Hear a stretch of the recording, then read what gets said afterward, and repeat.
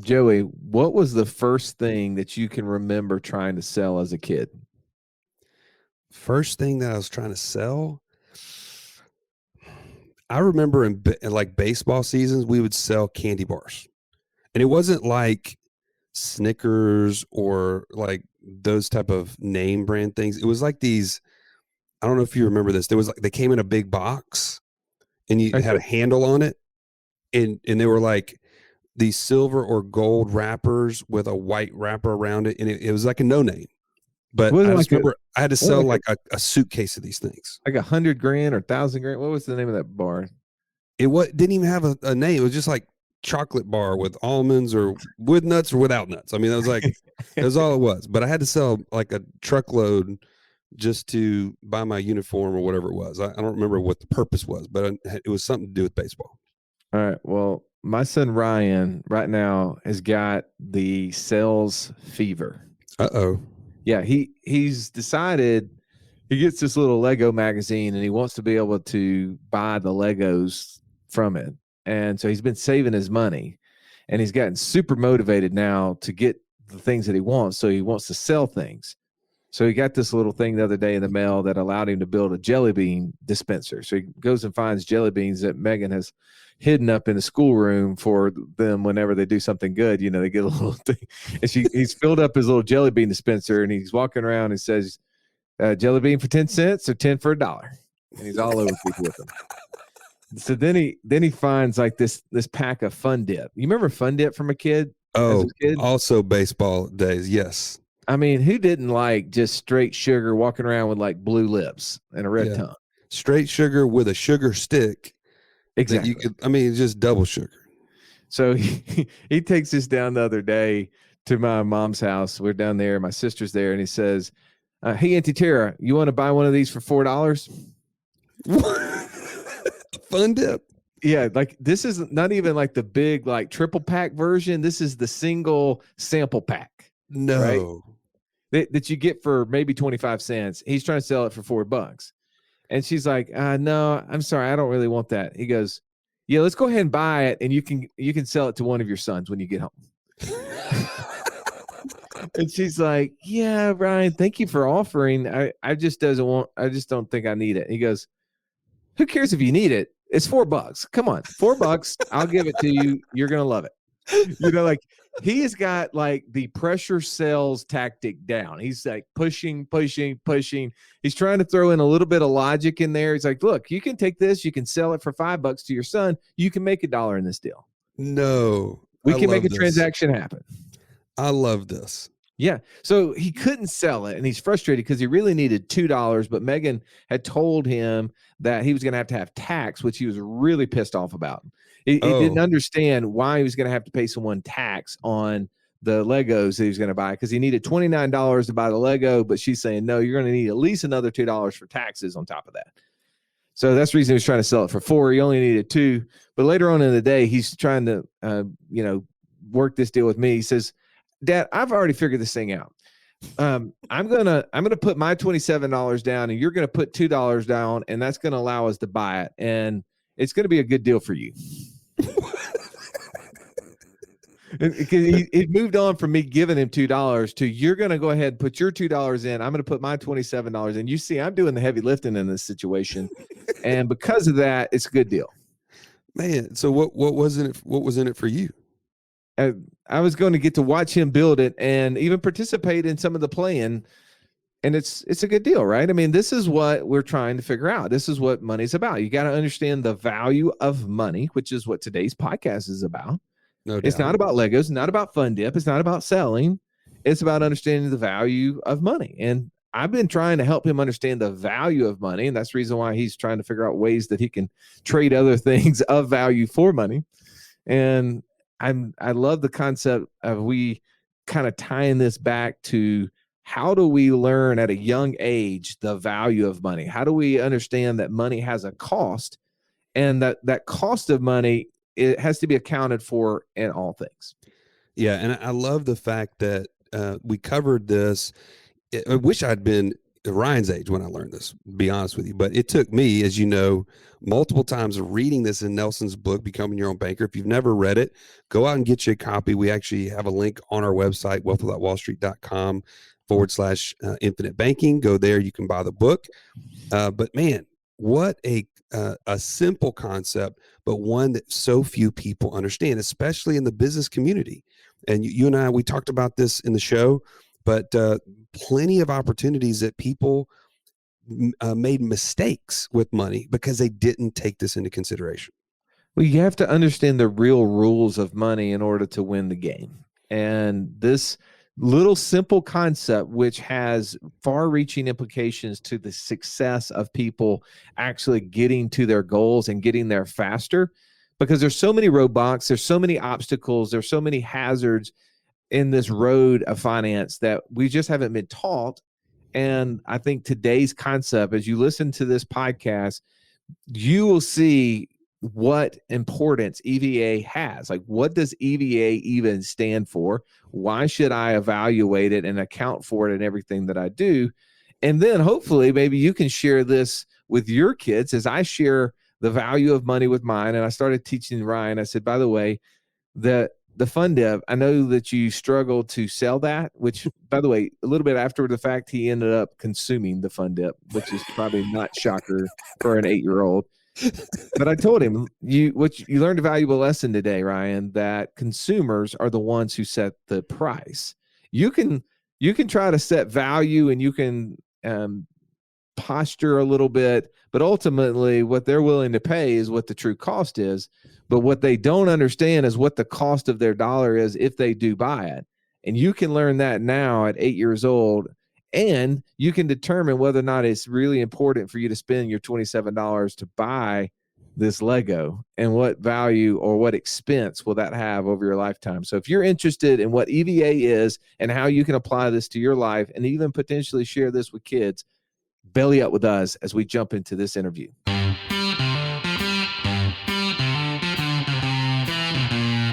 Welcome to the Wealth Without Wall Street podcast, your guide to understanding how to get out of the Wall Street rat race and start your own mailbox money lifestyle. Now, don't let these handsome Southern draws fool you. These financial minds are teaching our country to enhance savings, increase cash flow, and create passive income, all without the help of Wall Street. Are you ready to break through? Now here are your hosts, Russ Morgan and Joey Mure. Welcome into the IBC Roundtable, where every week we go deep into your favorite subject, the infinite banking concept. I am one of your co-hosts, the idea guy, Russ Morgan. I'm sitting next to my other co-host, the Italian stallion, Mr. Joey Mure. What's up, Joey? Happy to be here. Another great day to talk about a fantastic subject matter. Well, what the heck is EVA? That's what I hope we're going to talk about today. And that's the topic. Let's do it. It's another way for us to get another acronym, I think, into our conversation. We need more. IBC, EVA, MEC, ABC with the BBD. 1, 2, 3. All right. So every single week, though, we get a chance to sit around the table with the best coaches in the infinite banking concept. And I want to introduce you to them as we speak now. I got the man I like to refer to as the Indiana Jones of finance, downtown Ernie Brown. What's up, Ernie? Hey, Russ. Good to see you. Good to see you. You ready to talk about EVA? Yes, I think this is so important. This is what you told me before. It kind of got me a little nervous. Yeah, that's right. Which I love this. I do think it's the most important, because a few weeks ago we were talking about what was maybe the most vital subject for someone to understand within the infinite banking concept. And I said EVA is my number one. You guys were stuck on the clones. I know you thought that. Whatever supports your opinion, I think we should cover. Yeah. All right. Across the table from us, we got the resident pilot, Mark the Gooch Hargucci. What's up, Mark? Not much, guys. Good afternoon. Glad to be here. Good to see you, man. Still between two ferns, I see. Yeah. Mm-hmm. Yeah, they are. And surprisingly, they do really well without water. That's that Northwest air you get. Yeah. All right. And last but not least, the $1 million smile, Mr. Incredible, JD Hill. What's up, JD? Hey. How's the weather in beautiful Birmingham, Alabama? And we even opened the windows today because it just, well, we didn't open the windows. We just opened the blinds actually, but it's beautiful. They don't give us the ability to open the windows in here. They feel like they just gave us the ability to open the curtains. Yeah. They don't give you the ability to open the windows in prison either. So No, uh, no, they don't. No, they don't. All right, so How do you guys, know that? what the heck is EVA and how does it apply to IBC? That's the conversation. Yeah. I think maybe we should explain what it is first and then apply it. All right, Stallion, you're up. Go. Well, EVA is all about, in my opinion, EVA is how to quantify opportunity cost. Okay, so EVA stands for, Economic value add. and you think that economic value add is summarized by opportunity cost. That's what I mean. Just to keep it simple, that's what I would say. To I think calculate. that's pretty good. It's pretty good. How would you say it? Well, in the book, right, Nelson Nash is like reading from an article that came out of Forbes magazine, and he was reading this article, and inside of it, it was detailing how a management company, Stern Stewart's and Associates, was teaching this management principle of how to value cash, which again, the opposite side of not valuing cash is saying, what is the opportunity cost on that That you're cash? giving up. Yeah. He was teaching this management company consulting group was teaching major businesses like Coca-Cola, Briggs and Stratton, CSX Railroad, how to value their dollars. And I think that when Nelson says that when you understand this one principle, you understand everything about how important infinite banking is to your life. 100%. All right. So what do you think? So as I look at this, JD, what is EVA to you? I mean, I don't know if there's, because that's such a technical term, right? And so I think just to overly simplify it, again, it's a way to calculate or quantify, if you will, basically like what is the value of this transaction that I'm about to make. Yeah, I would say kind of, I always look at it like if I'm paying off a debt, for instance, that's a very easy one that a lot of people get focused on of when they're thinking about what do I do with my money? The first thing they think about is paying off a debt.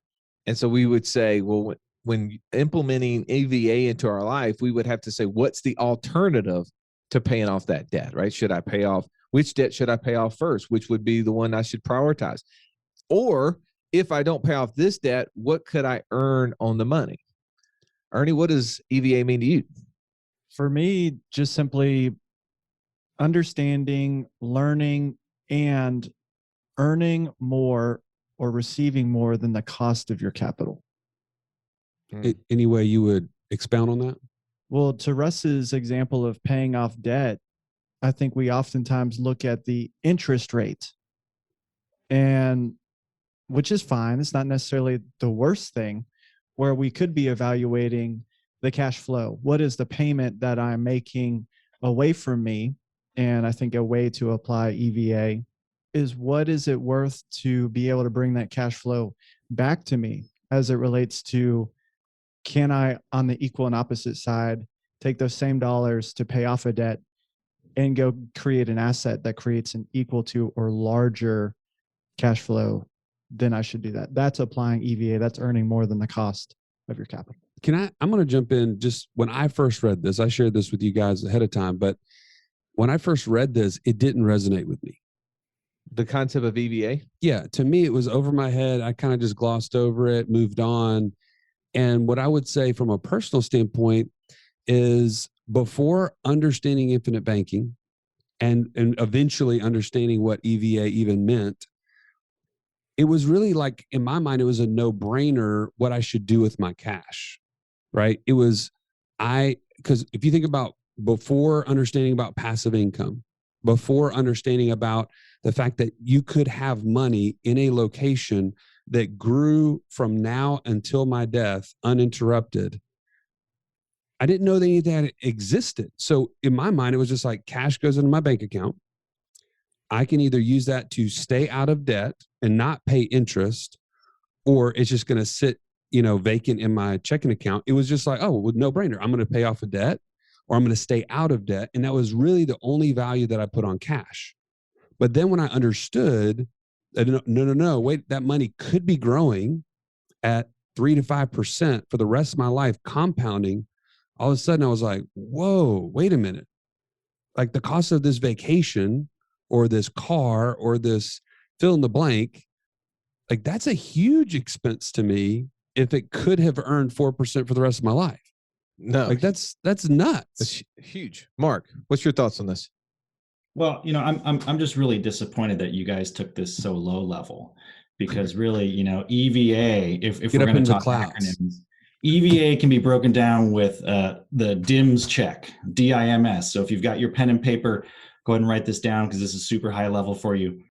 DIMS check is, does it make sense? There you go. So that's EVA. I mean, seriously, guys. So for me, like my recent example of an EVA type example would be when I bought my truck, right? So I have the option to A, use cash, B, borrow someone else's money, or C, I can, not buy the truck. And it's like, well, if I use the cash, well, that money is done once. Okay. If I use their money, okay, well, I've got to pay interest on that. But wait a minute, if I use cash value and buy the truck, okay, well, that does one thing, but how could I make this more valuable to me? How could I make it make more sense? Well, what if I could take that cash value, go put it into an income producing asset, have that income producing asset create enough cash flow to not only pay back that loan, but pay for the loan that I would get for the truck. So now to me, that's the economic value add. I found a way in that one example for me to accomplish what I wanted to do, not only get a truck, but get an income producing asset that's going to pay for it, pay back, keep my systems moving forward. So you got to doing three things. You got to earning interest and dividends in the policy. You got a truck out of the deal, and you produced an income producing asset with it. I'm a slave driver to those dollars. They need to get out there and work. I love that, man. I hate some lazy dollars. Like, get up, dollars. Go do some work. Well, in the article that Nelson Nash, I think I accidentally misspoke a second. I said Forbes article. It's actually a Fortune magazine article. And the article is entitled The Real Key to Creating Wealth by Sean Tully. And in there, he has a phrase, if you know what is happening, you'll know what to do. Right? If you know that it costs money, your capital has a cost, then you'll know what to do. Now, Joey and I were recently doing a talk to the land geek community. We've been invited in every quarter. They have a boot camp. If you're not a member of the land geek community, I highly encourage you to do that. It's something you probably hear Joey and I talk about. We have a land flipping business. We bring in almost $4,000 a month net just from that business alone. So head over to the Land Geek, check them out. Highly encourage you. I love what they're doing. And in our talk there, Joey, we were going through and we showed what true opportunity cost looks like. And, right. and in consideration to what Mark just said, he was talking about a vehicle purchase, right? And for those of you who are not on this live, you're not going to get to see this slide. So you're going to have to join the inner circle. You sure? How does someone join the inner circle, Ernie?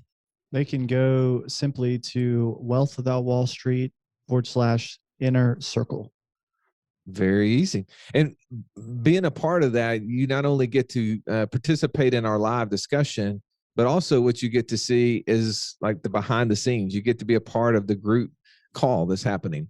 So in this example, Joey, that we were doing at the boot camp, we said, okay, let's just say you invested $25,000 into your land flipping business. And this land flipping business, I mean, what we're normally seeing happen, people make 100 to 300% returns on their money, right? That's right. So we use an example of a $25,000 investment into the business one time and making 20% every single year over 25 years. That account, 25,000 growing at 20% inside the business would be worth how much in 25 years? $2.384 million. So $2,384,000. Okay. All right. Perfect. Now, to your point, Mark, we said, all right, well, what if we decided that we were going to buy a car, buy a truck, and this truck was going to cost us $20,000? I mean, hey, look, we've been so diligent in a business. We're creating this asset. and we buy this $20,000 car in year 5, we should be able to afford to do that. Let's just pay cash, right? What does it really cost us? It just costs us the 20 grand. Instead of having the 2.384, we got 2.364, right? Not true. Well, Joey, what impact did taking $20,000 out of the account for 20 years at 20%, how much impact did that have on the account? It ended up at 1.4 million. So it was a $920,000 car purchase, not a $20,000 car purchase. Yeah, that one hurts. That's one of those, like in Dumb and Dumber when they have the Lamborghini IOU. They're like, you might want to hold on to this one, right? Exactly. I don't know many people that's made a $920,000 mistake and felt good about it. Yeah, not today. And this is really the visual of opportunity cost. Joey, you have an amazing saying that I think is an original as it relates to opportunity costs. I'm willing to claim it as original. Drop it on whether it us. is or not. Drop it on us. Opportunity cost is the biggest expense that you never got a bill for. Ooh. Oh. Well, when you think about that, that's the person who would have taken the $20,000 out of that account, right? Like, hey, look, I had a bunch of money in there. I had enough to buy the $20,000 car. I knew what my business was going to grow to. Not a big issue. They would have never known that $20,000 cash purchase cost them $920,000 over the life, would they? No, because they wouldn't have gotten the bill for it. But did it exist? 100%. And that's what the part that Nelson's saying here is that if you get this, I think he says right here toward the end, he says, EVA's basic premise is if you know what's really happening, you'll know what to do. And the same thing applies to the infinite banking concept. Okay. I've heard enough about infinite banking. I'm pretty sure it's a fit for me and my family, Russ. How do I get started? Let's take that pretty sure and make it darn sure. The reason you do that is that you get clarity, Joe. You need to get on a 15-minute call with one of our coaches at wealthwithoutwallstreet.com/free call. Then you'll know where you're starting from and where you're headed. And only then can you implement the infinite banking process. All right. So go to wealthwithoutwallstreet.com/free call to get that 15-minute conversation, gain clarity. But now let's jump back into today's episode. When you hear that, JD, what's the first thing that comes to mind? Yeah, for me, I think, look, we're not taught by and large how to actually understand and look at our finances from the correct point of view. And I say that because I started in the big box financial planning world. That's what I came out of. I was trained under that model. And so what we're taught to look at is how much interest am I paying? That's right. Right.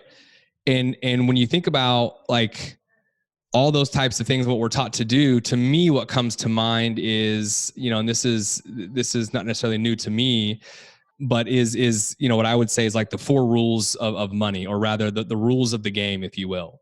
And what I mean by that is that once you understand, and I think it was even Kiyosaki wrote this in a blog post one time. He said that savers are losers, right? And he was talking about this idea that people don't understand the rules of the game. And if you don't understand the rules of the game, how can you ever win the game?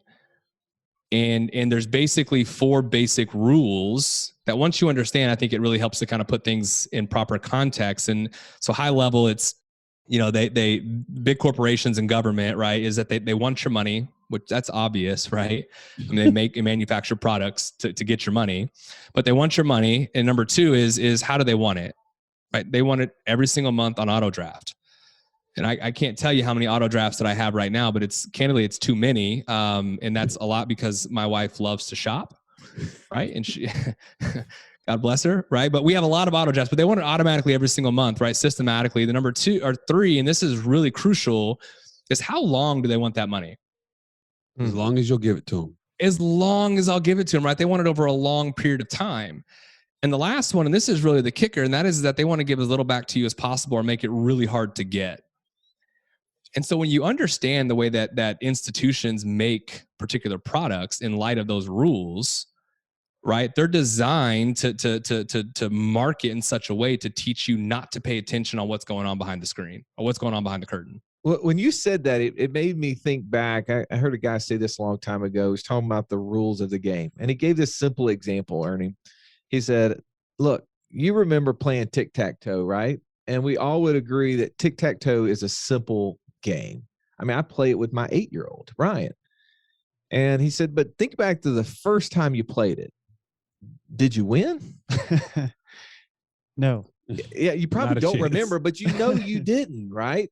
Whoever was playing the game with you was teaching you by you learning, by you losing. That's right. What you ultimately figured out is that they kept wanting to go first, and they kept trying to get into the corners, right? If they could get 3 out of the 4 corners, they had you, right? That's right. And we kept playing this game over and over and over as kids until we learned those rules, till we learned that we needed to go first, until we learned that we needed to be able to capture those corners first to have the highest percentage chance to win. Well, the first thing I heard when JD was going through those rules, like you're talking about, was I was like, this is exactly what's going on literally right now. And I don't want to like date this per se, but what the curtain has been pulled back. If you ever thought Wall Street was a game that you could win, you're wrong, right? It's clear that you're wrong. It's rigged. In fact, I've had multiple conversations with people ever since this whole GameStop fiasco. The Wall Street Bets group on Reddit all kind of joins together and they say, man, we're gonna give it back to Wall Street, these hedge funds. Hedge funds going to short that stock. They go all in and they push that stock up and they look like they're going to win. And what happens? All the actual platforms that you can trade on quit allowing them to trade. Well, wonder why that is. If it's a game that I can win, how could they be stepping in front of me and saying, no, this is to protect you? What the funny part about that too is if all the stocks and the investments out there were sound investments and they're based upon the fundamental values of the company, how can a company that's virtually going out of business, had closed 700 stores, be worth more than Tesla? That's right. Yeah, exactly. I mean, so my point, like the first thing I think of is that's a game that someone else has the rules and you're not it, and they can change them at any time. So quit playing. If you know what's really going on, quit playing the game. That's the first thing I thought of. What about you, Ernie? Well, the question is, when you know what's going on, you'll know what to do. What does that make you think make you think of? For me, this is this is a much less, that's a great example of what we just saw. I'm fired up over here. This Ernie, is also a great example, but in a different context. So I'm thinking about at our small group couples Christmas party, we get together and we were going to play a game. Games are fun to do. So we sat around in a non-socially distant circle. This past year, when we played a game where somebody is going to be in the middle, but that person goes out of the room and we make up a rule. The guy or girl comes back to the middle, has to ask people who are sitting around a question. And when that question is asked, there's some sort of a trigger. And the idea is the person in the middle asks questions and gets answers, and then has to figure out whatever that trigger is. So for example, you get asked a question, and every time the person who you ask that to answers, maybe the trigger is they touch their ear or they cross their fingers or something. So we played this one time and I thought, all right, we're about to step this up. So I created the rule that when a question is asked, the answer must be in 4 words. Which sounds fun. The guy in the middle is trying to figure out what is going on, ask a question. And basically everybody who's asking is having the hardest and funniest time figuring out a 4-word answer. So I think about that, and that is really frustrating for him. It took him forever. I felt bad. But he didn't know the rules to the game, and he was trying to figure out what they were. Yeah, until you learn what those rules are, you keep playing and you keep losing. And I think we see that in GameStop. We see that in your non-socially distanced awkward game that you're playing. And also you can see it in tic-tac-toe, right? That happens. What about you, Mark? Any weird stories that you can share with us that come to mind? Just first, but before I jump into that, I was just thinking, did anyone else catch the War Games reference there of tic-tac-toe and not getting into the game because the Whomper machine had to run through tic-tac-toe to realize the only way to win is not to play. So I did not catch it. No. But no, when I think about knowing what's happening in order to know what to do, I think of like surfing. You know, if I just give you a surfboard and say, you know, come to Hawaii, give you a surfboard, say there's waves, go for it, have fun. You're gonna have no idea what you're supposed to do, where you're supposed to go. But when you're out there and you're surfing and you finally figure out, hey, you know, what's the tide doing? What are the swells doing? Where's the reef at? Where do I want to be? When you figure that out, all of a sudden you notice guys and gals when they surf, they'll do a couple paddles and they're on the wave and they're going because they've figured out what's going on and where to be so they can do the minimum effort to get on that wave and have the most amount of fun. Whereas other people spend their whole day, I'm not going to say who, but just kind of like floundering around on the board, kind of like a beached whale in water, if you will. Oh my goodness, dude, are you calling me a whale? Well, See if I'll let you definitely take me floundering. on a surfing lesson again. All right. Well, so we've talked a little bit about what the heck EVA is. The second part of that discussion today was supposed to be, well, how does this apply to infinite banking? So Ern, how does it apply to infinite banking? Yeah, really simple in that when we implement infinite banking and put cash in life insurance policies and build access to cash value, that inherently forces us to consider EVA. Okay, what does that mean? If we didn't do this, we'd have cash in probably checking accounts, savings accounts, and we could flush that cash, take withdrawals, and go put it out there. And we don't consider that $900 something thousand expense. But when it is in an insurance policy and we know that we're taking a loan from the insurance company and there's loan interest associated with that, it forces us to stop and consider if there's something better for me to do with that cash, or if I even need the thing that I'm going to buy in the first place. I do love what you said there, because we spend money out of savings accounts and there's no accounting to that, right? There's no person at the bank going, hey, by the way, you last year you spent $37,432 out of your savings account. You might want to put that back. Exactly. There's no conversation about that. It's just gone. No, the conversation that is had is that you need to carry around paper money and use cash. Cut up the credit cards, use cash, you're going to feel it. Well, that might work on the month-to-month basis, but there's never coming back and considering what's the long-term impact of using the cash. No doubt. All those dollars are gone. They're not traceable. Well, what would you say about tie this to business? And Russ, I remember you telling me stories of like dentists that you knew that just had money and they just made decisions with it. And typically, and I would say this is even driven home by the accountants that we work with, right? We get to the end of the year, we have money sitting in retained earnings. And what does the accountant say? Oh, you need to go buy something. Is there something you can buy? Yeah. Do you need to buy something? Or you need to get rid of it right now. Otherwise, you're going to have to pay tax on it. And what does that do? It just compounds the fact that people make poor decisions. But how would you tie that to EVA? Well, I say it helps you avoid bad deals. And I just remember, and I've said this over and over, but it's just the most vivid example where I knew this dentist. They had been accumulating a lot of money in their business checking account. One, because they thought if they took it out of the business checking account, they would pay taxes, but they didn't realize that they were actually the kind of business that they pay taxes as soon as they made the profit. It didn't matter when they took it out. But also they were given that end of the year kind of example, like, hey, by the way, you're going to show a pretty good profit this year. If you can think of something that you want to buy, you might want to go do it. Well, they were like, oh, okay, well, I'm going to buy this machine. It's called a CEREC machine. The CEREC machine would allow them to be able to do crowns in the office within an hour. Now, that's an amazing tool, by the way. The fact that most people would go get an impression done, come have the assistant make you this fake tooth that is going to 95% come off in the 2 weeks that you're waiting for your real tooth to come back.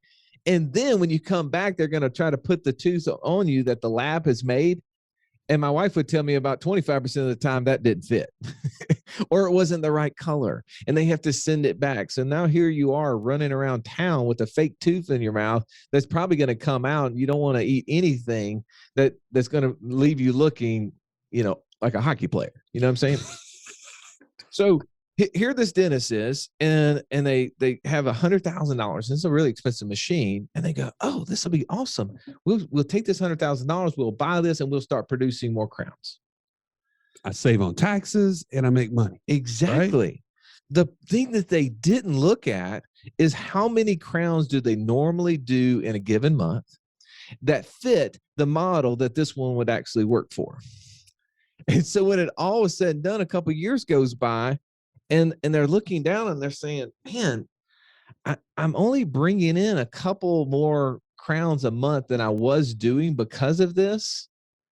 And they never considered the cost to that. And I was like, well, let me ask you, if you were to have borrowed $100,000 from the dental manufacturer to buy this machine, they've given you a 5-year loan, your monthly payment would have been $2,000 to $2,500 a month, right? To pay that thing back, somewhere in that range. Do you think that you've made more than that in profit? And when they started adding it up, they're like, oh no, not even close.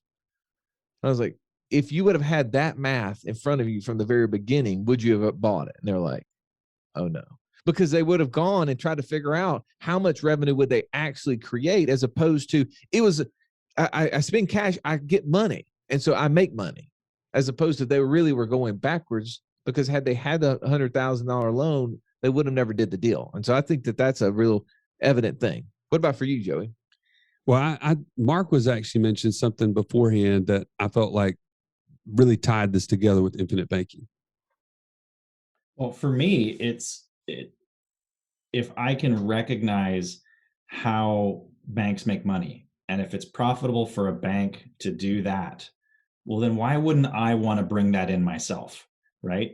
I mean, unlike, well, I guess kind of similar to the dentist story, why would I ship out outsourcing crowns if I can do it in-house? Well, we got to run the numbers, right? And when we run the numbers, now we actually see there's only one reason banks lend money, because they do well by it. They make a lot of money doing it. So if I can capitalize on that, internalize that into my own system, and recapture that internal growth, that profit, now I am fueling my own system that much further.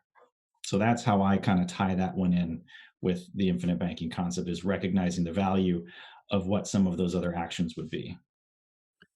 Well, JD, as we start to end, like, any more thoughts that you would share on what the heck EVA is and how it applies to IBC? I mean, it's hard to follow such great sound advice coming from you four. I would just to add to all of this is that I think one of the things that's fascinating is for the amount of time that I've been doing this, one of the things that it has forced us to do is a lot of what Ernie has touched on is, once I have a policy and I know that I have this policy for banking purposes, I process every single financial decision from the perspective of, should I use my policy or not? Should I use my policy or not? Like, I can't tell you how many times I get an email or a text message or a phone call from someone asking me, hey man, I got this deal. Should I use my policy? And it's amazing, because outside of that, you don't think about that. You think, I've got the money in the bank, I'm just going to go do the deal. But what having IBC does is it now forces you, to Ernie's point, to now start to evaluate these financial decisions in light of, what am I going to make or what am I going to lose, right? What am I going to gain or what am I going to give up, depending on how I want to fund this particular transaction. And I just think that's such a valuable thing when it comes to how we look at our finances, because outside of that, we make them somewhat sheeplessly, if you will. How about you, Ern? Any final parting thoughts? Well, just to echo the echo of JD's echo. That makes me think because that is true. People do ask us that all the time. Hey, I've got this deal coming up, or I've got this expense. Should I use my policy or should I use cash? And I'll be honest, my reaction has been probably lack of patience. I'm like, I feel like you should be able to answer this for yourself. We talk about these things, but to JD's point, I'm so glad that people are getting in that position in the first place. Yeah. So thinking about that, I'm so glad that we're helping people be able to ask that question. I would say too, this is what I'm going to end on. Stallion, if you have anything, I'll let you finish. But I remember, like, the initial part was, I know I need to set up these insurance policies, because these insurance policies are so much more efficient than my cash, the checking accounts that I have. So now I get to that position, right? And then I'm like, oh, well, then I'm just going to take policy loans for everything that comes up. And then I'm challenged by 1% loan rates on things that I could buy. Like, wait a second, what do I do now? Right? Because the opportunity cost continues to exist at every decision. And what EVA is constantly hitting us in the face with is just make that evaluation. You know, and I'm not making this example, but this is just an idea I've heard, and you probably have heard this repeated, that the difference between, you know, a rich guy and a poor guy is that the rich guy decides not to spend $5 every day at Starbucks. Now, that's a bad example in the fact that I love to spend money, you know, but I also figure out ways to get other dollars to pay for that. But the concept was the person's making a decision of what to do with their money and not to do with it. And that's an evaluation that we always have to make. Well, I'll wrap it up with this idea is just even just coming from our Freedom Seekers class, Russ and I have been leading. I feel like the more we talk about infinite banking and we apply just the built-in EVA structure of infinite banking, it causes us to be so much more focused and dialed in on how to get to financial freedom as fast as possible, because there's a cost to the capital to get us there. So we now have to maximize and optimize everything. I mean, we don't have to, but to me, it charges you towards that. Like, okay, can I pay this debt off, or should I buy this asset? And which one's going to get me to financial freedom? And then there's a cost to that capital. So I have to compare that. Like, to me, it brings it full circle, and it makes us hopefully get to financial freedom that much faster. And that's what fires me up about EVA and IBC and getting people there. Well, what I'm fired about is getting into the inner circle and asking questions of those who are live with us right now. And again, you have an opportunity. If you're not already a member, you can go to wealthwithoutwallstreet.com/inner circle and join these sort of conversations, be able to ask these coaches any question regarding the topic of the day or any IBC related topic, as well as you get access to the other members inside of the inner circle. And you can chat any, 24/7 about IBC, man. It's an opportunity that I don't believe exists out there. And this is an exclusive way for you to get the inside knowledge that you need to get closer to financial freedom. So as always, we appreciate you listening to our show. Have an amazing day. This has been the Wealth Without Wall Street podcast. Don't forget to subscribe to the show to break free of the Wall Street mindset and begin building wealth on your own terms in places you understand, so that your wealth will never run dry. See you next episode.